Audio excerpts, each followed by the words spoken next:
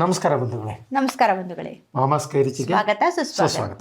ಈ ದಿವಸ ಅವರೆಕಾಳು ಹಬ್ಬ, ಅವರೆಕಾಳು ಸಂಭ್ರಮ, ನಮ್ಗೆ ಹಬ್ಬ ಸಂಭ್ರಮ ಎಲ್ಲ ಒಂದು.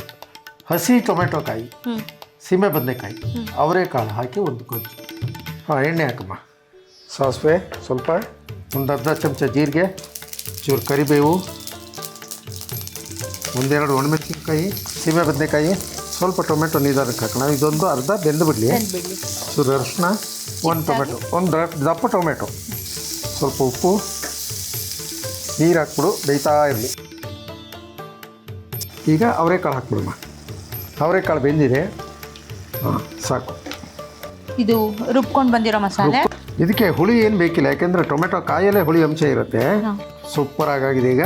ಹೌದು, ಇದು ಬಿಸಿ ಬಿಸಿಯಾಗಿರೋಂತಹ ಗೊಜ್ಜು. ಏನು ಗೊಜ್ಜು? ಸೀಮೆ ಬದನೆಕಾಯಿ, ಅವರೆಕಾಳು ಜೊತೆಗೆ ಟೊಮೆಟೊ ಕಾಯಿ ಹಾಕಿರೋ ಗೊಜ್ಜು.